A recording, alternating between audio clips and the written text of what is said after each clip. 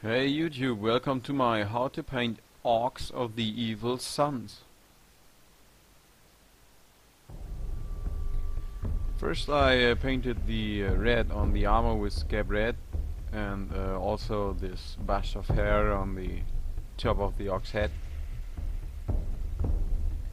I watered down the paint quite a bit so that it will smoothly flow into all the stitches and edges.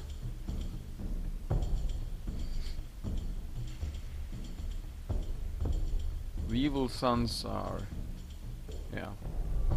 mostly colored with red and some scatterboard patterns, black and white, or even in yellowish tones, and they like red. It's in the orcish belief, red is the fastest color, so like red is faster than anything else.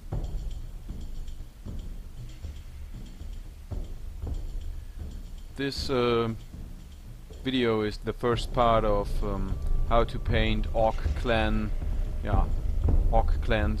like this Evil Sunz, or in later videos it will be the Bad Moons and Skull Takers and so on. I wanted the orc skin to look a bit more dirty and brownish, so I put a ratio of 1:1 between the green and the brown to base coat the skin of the orc, which were painted on the highlights in later steps.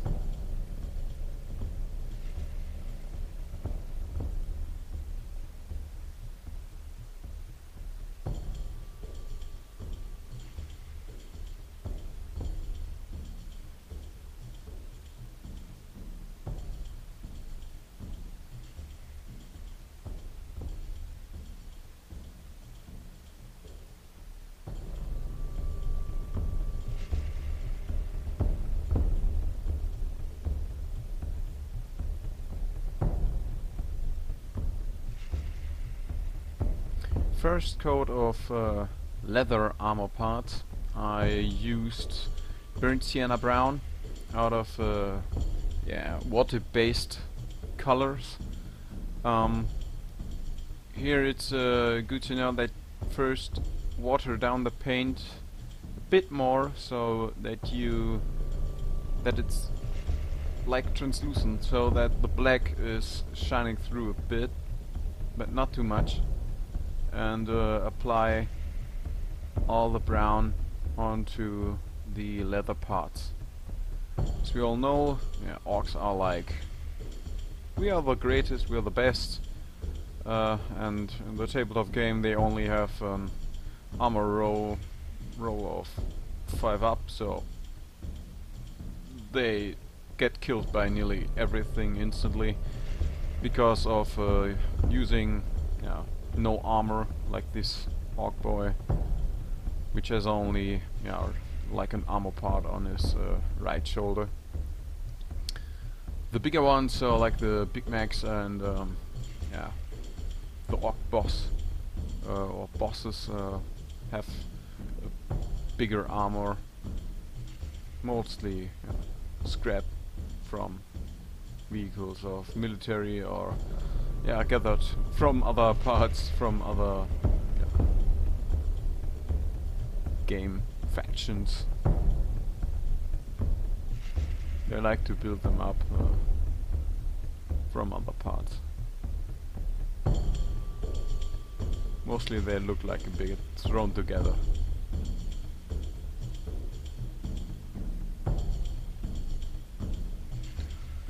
Then I washed the leather parts.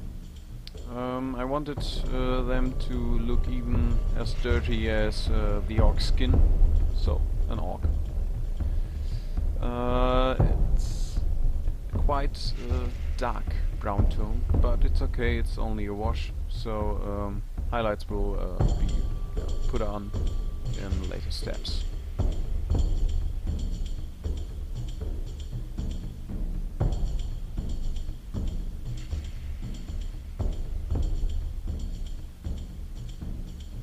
Next step is painting all the weapons with Boltgun Metal. They will get washed later, so cover them with a knife, nice and easily even base coat.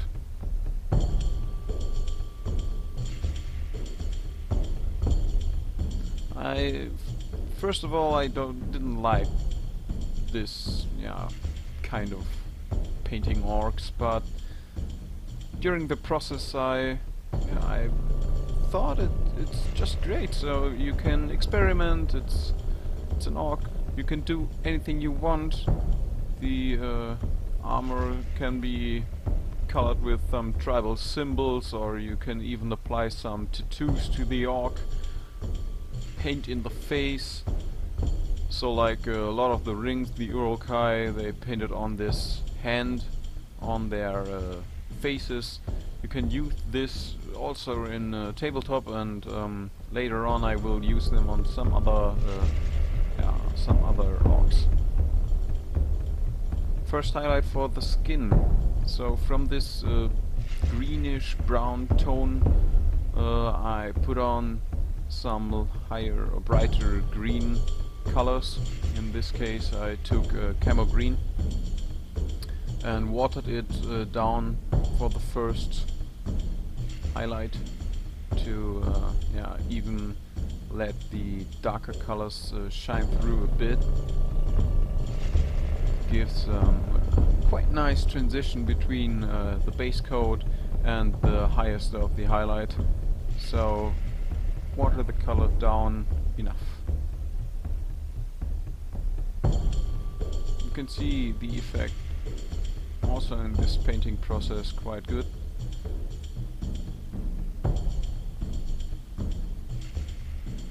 It's a good contrast between the brownish underground underlayer and the first Camo Green highlight.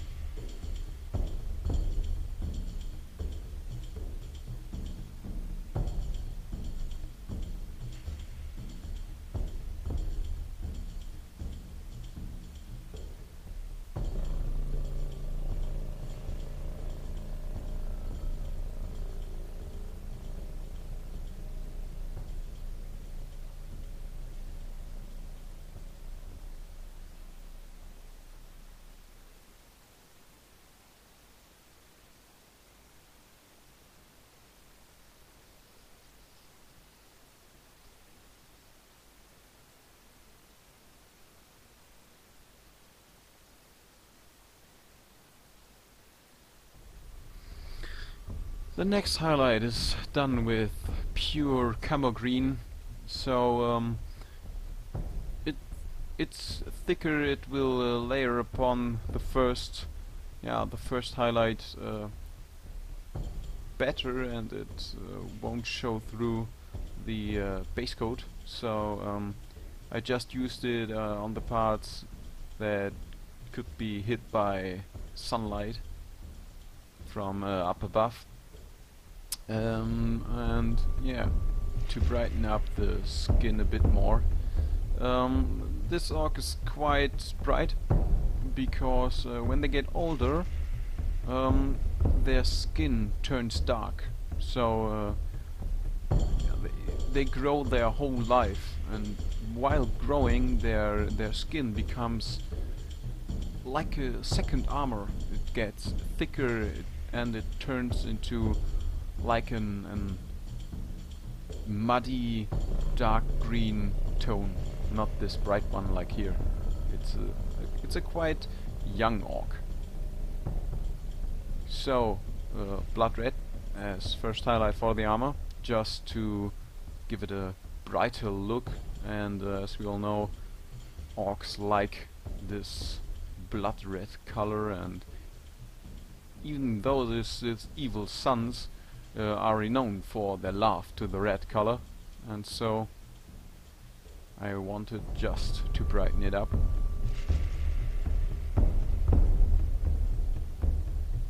been used on the hair just for the ends and yeah, the most exposed parts. After the first layer on the armor was dried out, I thought it's not bright enough, so I put on another one. You can layer this up to as much as you want, but I think 2 layers are good enough on this one.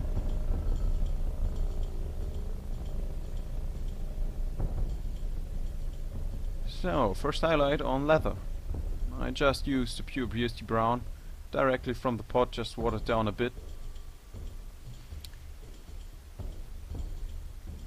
And yeah, put it on the armor.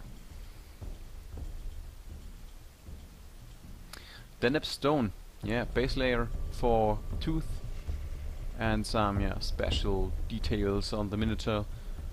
I choose some areas to get more bright so that they make the miniature more contrary. Orcs, like, they are not conventional, so just be free. Do whatever you want. You're an orc.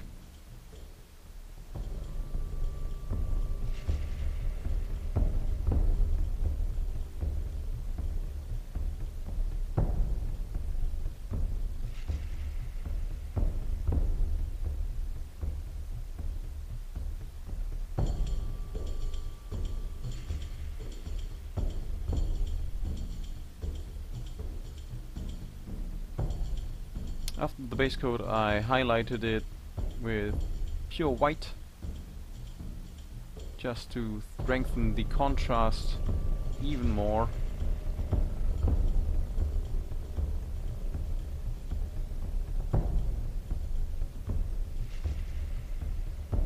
And I think it worked out quite well.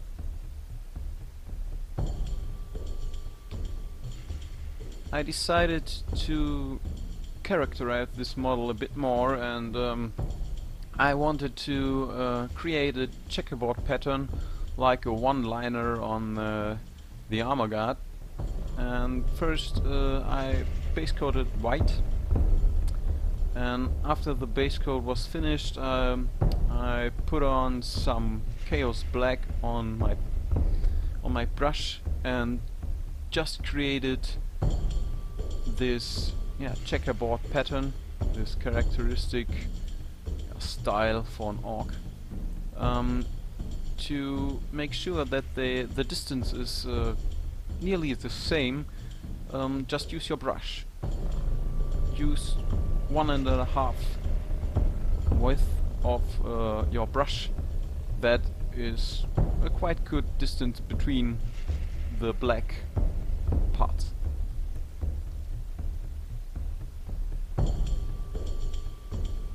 To make the armor part look a bit more old, I used a brown wash and spread it over the armor part and cleaned it up a bit. But the effect is that it looks dirty. It doesn't look like, oh, a bright and shiny orc, so it's looking used. It's looking orky. I used an easy rust effect on the weapon, just some blazing orange, and brushed it by using the dry brush technique onto the metal parts. I think for an easy and fast effect it's a quite good technique. Just used Badab Black wash to darken the metal parts. Look quite dirty, nasty looking weapons.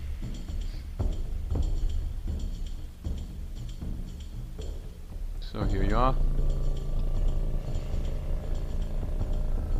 I decided that the leather parts didn't have enough highlights, so I just used the same technique like on the rust effect with pure white and just a tiny bit of color, and brushed the leather parts to brighten it up and show the highlighting areas.